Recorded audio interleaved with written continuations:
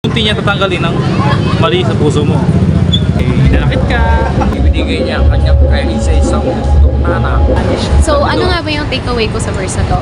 Sinasabi lang sa verse na to na kahit anong gawin mo, kahit anong mangyari, you can still turn back to the Lord na. Tanggapin po natin yung cross, which is si Jesus Christ po sa buhay po natin, sa puso natin.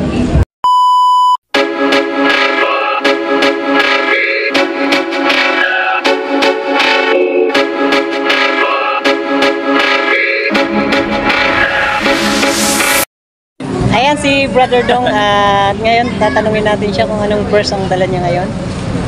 Brother Dong? John 15:16. Sabi ng Panginoon, hindi kita pinili, ngunit hindi mo ako pinili, ngunit pinili kita parang mamunga at ang bunga ay mamunga ng sagana. Sa gayon, ang mga inihiling mo ay bibigyan ng Panginoon. Amen. John 15:16. Jeremiah 29:11. For I know the plans I have for you, declares the Lord. Plans to prosper you and not to harm you. Plans to give you hope and a future. Ayan. That's called dangerous prayer. Sige bro. So ito bro, share ko lang sa inyo ang verse na to. Sige. Psalms 139 verse 23 to 24. Search me, O God, and know my heart. Test me and know my anxious thoughts. 24.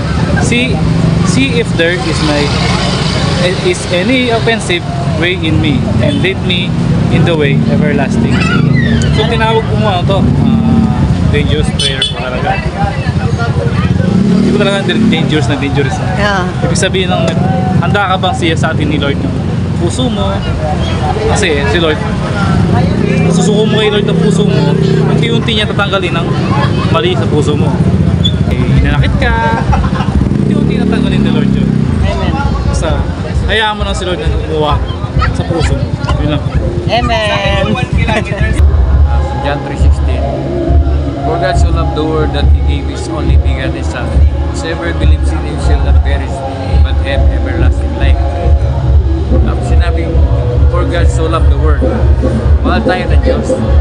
Sabi doon.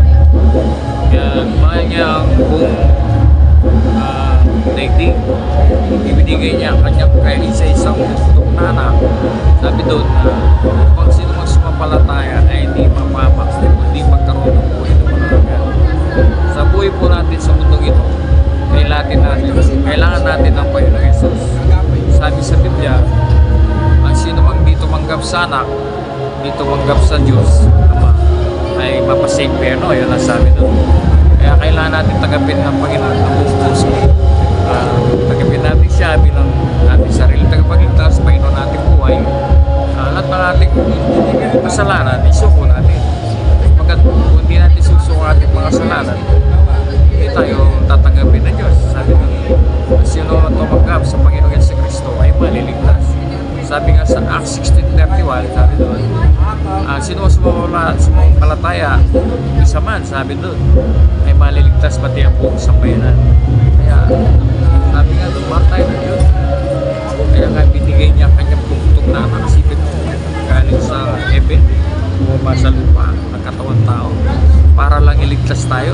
Mahal na mahal tayo ng Diyos. Wala nang ibang magmamamasad, kundi ang Diyos lamang. Si ang Diyos lamang ang pag-asa natin. Kaya, ang magiging kasalanan ng tao pag hindi tinanggap si Kristo, yun, ay mapasimper yun. Sigurado yun, nasabi ng Biblia, lahat, sabi niya, ay makasalanan. Sabi sa Romans 6:23, dati nagkasala, walang matuwid sa harapan ng Diyos.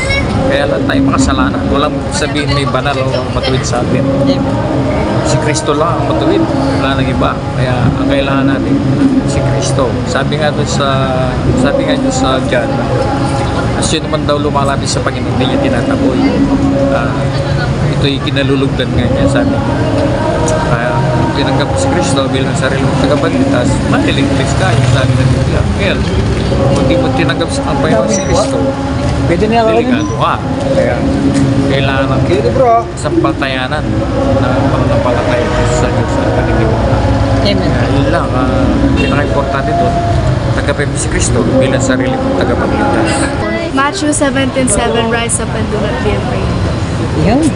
Good evening, Sister Sofia. Ano bang verse na may share mo ngayon sa gabi ito? Ayan. So, ang masashare ko pong word for the day is sa Joel chapter 2, verse 12. Sabi dito, the Lord said, it isn't too late. You can still return to me with all your heart. Start crying and mourning. Go without eating. Sabi sa verse 13, don't rip your clothes to show your sorrow. Instead, turn back to me with broken-hearted. I am merciful, kind, and caring. I don't easily lose my temper, and I don't like to be punished. So, ano nga ba yung takeaway ko sa verse na to? Sinasabi lang sa verse na to na kahit anong gawin mo, kahit anong mangyari, you can still turn back to the Lord, na kahit ano pa yung ginawa mo sa past, it's already over, na pwede kang bumalik sa Lord na with all your heart, na walang halong pride, na dapat broken-hearted ka, na masasabi mo na, Lord, this is me, I humble myself before you, and this is what I am, na wala akong pride na tinatago ngayon, kundi nagiging humble ako kasi gusto kong bumalik sa'yo. So, Amen. It's just says, na sabi sa Joel chapter 2, verse 12 and 13, na you can come back to the Lord whenever you want. Amen. The life verse is Philippians 4:13. I can do all things through Christ who strengthens me. Amen. Ang haba! Hello, good afternoon. I'm Mike, and the Bible says on Romans 6:23, for the wages of sin is death, but the gift of God is eternal life through Jesus Christ po. So dito po makikita po natin na meron po mga negative words at saka mga positive words po. So kung makikita niyo po dito, sabi niya, yung mga negative po siya, like yung wages, yung kabayaran, yung debt, at yung yung mga positive naman po, yung mga gift of God and Jesus Christ po. Ito po ay verse po na kung saan po pinapakita po na ang kaberdo ng kasalanan natin ay kamatayan. So kung tayo po ay makasalanan, maaari po tayong ma-condemn na sa eternal condemnation po, sa lake of fire po. So kung magsisisi po tayo sa ating mga kasalanan, binanggit niya po ron, for the wages of sin is death, but the gift of God is eternal life po. So yung gift of God po, makakamit po natin yun by accepting Jesus Christ po, which is the cross po, accepting Jesus Christ po. Kaya kung gusto po natin magkaroon ng buhay na walang hanggan, yung free gift ni Lord, yung biyaya niya, yung langit at ang buhay na walang hanggan, tanggapin po natin yung cross, which is si Jesus Christ po, sa buhay po natin, sa puso natin, bilang personal na tagapagligtas po natin at Savior po. Kaya gusto nyo po siyang tanggapin sa mga oras na ito, pikitin nyo lang po yung mga mata nyo at sundan nyo po yung aking panalangin. Ito po ang panalangin, sundan nyo po. Gawa namin Diyos na dakila, banal, at may gawa ng langit at lupa. Sa oras ito ay inaamin ko na hindi ko kayang iligtas ang aking sarili, at ang nais ko po ay lumapit sa inyo at buksan ang aking puso at tanggapin kayo bilang aking tagapagligtas. Kaya sa oras ito, Panginoon, ay nagsisisi ako sa aking mga kasalanan at tinatanggap ko kayo bilang aking Panginoon tagapagligtas ng aking buhay. Salamat, Panginoon, sa oras na ito, sa biyaya sa inyong sa langit, sa buhay na walang hanggan na libreng regalo, at sa matawag niyo ako na bilang inyong anak. Salamat, at sa oras ito, tulungan niyo ako na kayo mahalin, pagsilbihan at sundin sa lahat ng aking buhay. Ito ang aking panalangin sa pangalan ni Jesus. Amen.